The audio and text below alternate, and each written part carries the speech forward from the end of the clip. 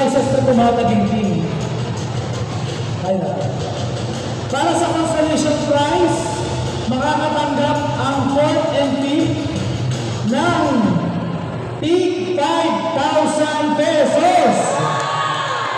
Ang taas ako yung 5,000 pesos. Para naman sa second runner-up, magkano? Para sa second runner-up, makakatanggap ng 10,000 pesos! Para naman sa ating first runner-up, First runner-up ay makakatanggap ng 15,000 pesos! Yeah, baby!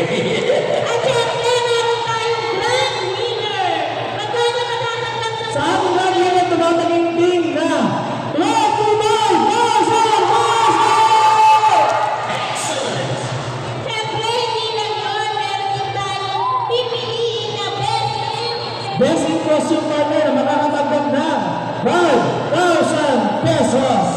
Ibang binigay ko Hindi yun. naman ito, mga nanay. Ang laki. Una ko sa energy na nangyayari ng ko. Excited na sila? Iba-ibang natin. Excited na ba? Agad! Nasaan ang MSP? Ang mga taga-Calvi, andyan pa ba? Nasaan ang mga taga-Kagad? Papakliban, mga taga-Calvi! Ashi! Ashi! Kami! Okay, Kami! I-announce natin ang winners. So, wag na po natin patagalin. Ang natin nanalo ng Best in Costume.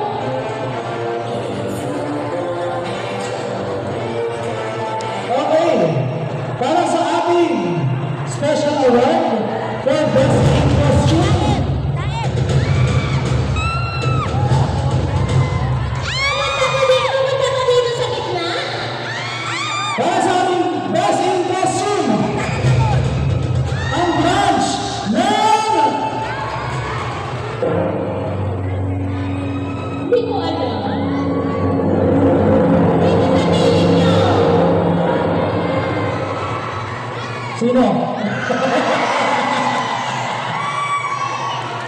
Again, Best in Costume goes to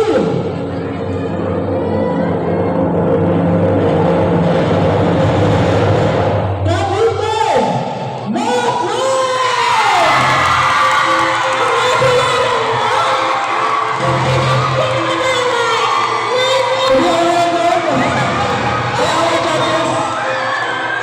Nasa